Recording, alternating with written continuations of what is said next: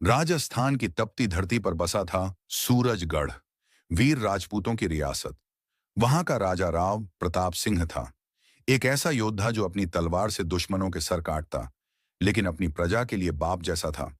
उनकी बेटी थी राजकुमारी मेहराना, तलवारबाजी में निपुण और दिल से तेज, लेकिन हरियाली सी शांत। उसे शादी, महल, गहनों से नहीं, इतिहास बनाने से प्यार था। भीलवाड़ा के राजा महाराज धरणी सिंह की नजर सूरजगढ़ पर थी।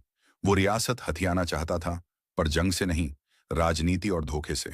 धरणी सिंह का बेटा राजकुमार अयान सिंह चतुर, चालाक, पर दिल से थोड़ा बगावती। उसके दिल में बाप की साजिशों के लिए नफरत थी, लेकिन वो ये रियासतें जोड़ना चाहता था, जंग से नहीं, इंसानियत से। एक दिन सूरजगढ़ के पास एक गांव पर हमला होता है। राजकुमारी मेहराना वहां अपनी सेना लेकर पहुंचती है। वहीं दूसरी ओर अयान सिंह अपने ही पिता की नीतियों से तंग आकर गांव वालों की मदद करने छुपकर पहुंचा होता है। बबलॉग चैनल को सब्सक्राइब, लाइक और शेयर जरूर करें। दोनों आमने सामने आते हैं, तलवारें टकराती हैं, पर नीयतें एक जैसी होती हैं।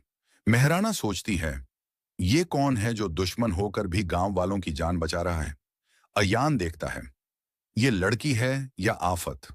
सूरजगढ़ और भीलवाड़ा की सरहद पर बना एक पुराना दुर्ग, जहां दोनों रियासतों के गुप्त संदेश वाले मिलते हैं। यहां दोनों रियासतें कागजों पर शांति चाहती हैं, पर दिलों में जहर भरा है।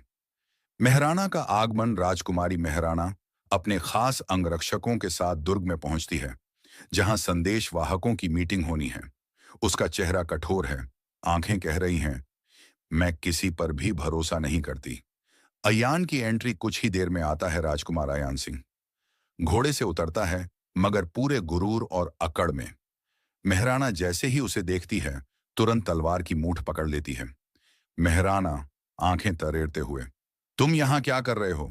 शांति के नाम पर फिर से कोई धोखा देने आए हो? अयान हंसते हुए व्यंग्य में, तुम्हारे जैसे बहादुर की तलवार तो कागज से हल्की लगती है। अब डर लगता है कहीं चुपके से वार ना कर दो। बैठक शुरू होने से पहले ही दोनों आमने सामने खड़े होते हैं। बातें नहीं, जहर फेंकते हैं। मेहराना, अगर मुझे पता होता कि इस बैठक में तुम आओगे, तो मेरी जगह मेरी तलवार आती। अयान, और मुझे पता होता कि तुम हो, तो मैं अपने कान बंद करके आता, क्योंकि जहर अब तलवार से नहीं, तुम्हारी जबान से निकलता है।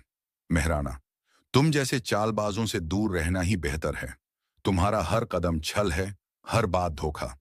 अयान, और तुम जैसी अकड़ू रानियों को सिर्फ तख्त चाहिए।